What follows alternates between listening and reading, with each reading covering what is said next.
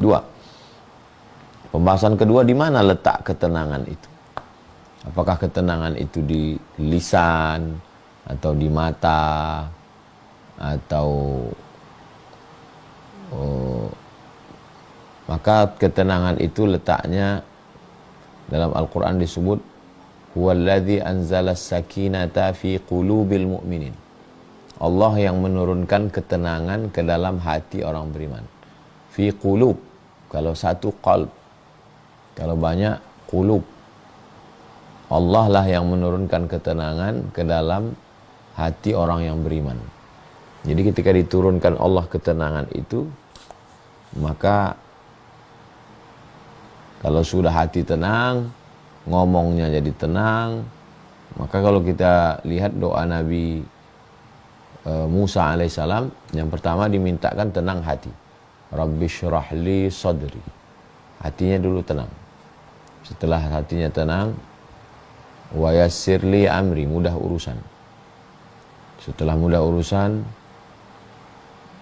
wahlul uqdatam min lisani, hilangkan sesuatu yang menghalangi lidah saya untuk bicara. Yafqahu qawli, supaya orang paham apa yang saya ucapkan. Nah, jadi bagaimana kita menata hati.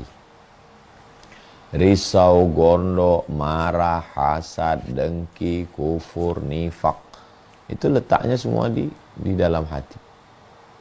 Begitu juga dengan ketenangan, itu juga letaknya di dalam hati. Maka kata Nabi, ala fil jasadi mudghah, ketahuilah di dalam jasad itu ada segumpal.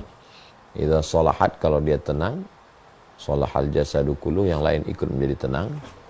Wa idza fasadat, kalau dia rusak, fasadal jasadu kulluh, yang lain ikut menjadi rusak. Ala wahyal qalb, dia adalah hati. Nah, jadi kita tenangkan hati. Kemudian yang ketiga, dari mana datang ketenangan itu? Ketenangan itu datangnya dari Allah.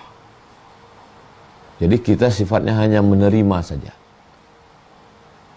Kita siapkan mangkoknya, cawannya, gelasnya, lalu kemudian airnya datang turun. Cawannya ini hati, airnya itu ketenangan. Allah yang menurunkan ketenangan. Walladzi anzala sakinata. Allah yang menurunkan ketenangan ke dalam hati orang beriman. Maka minta kepada Allah Subhanahu wa ta'ala. Jadi banyak orang ingin tenang, makan obat pil, obat tidur. Ingin supaya hatinya tenang, pakai narkoba, pakai ganja, pakai lem kambing, bersemedi, kemudian banyak cara yang menurut mereka itu mendatangkan ketenangan. Tapi itu adalah ketenangan yang semu. Dia mungkin sejenak, sebentar, habis itu kacau lagi. Maka difahami bahwa ketenangan itu datang dari Allah. Ya mintalah kepada pemilik ketenangan. Nah,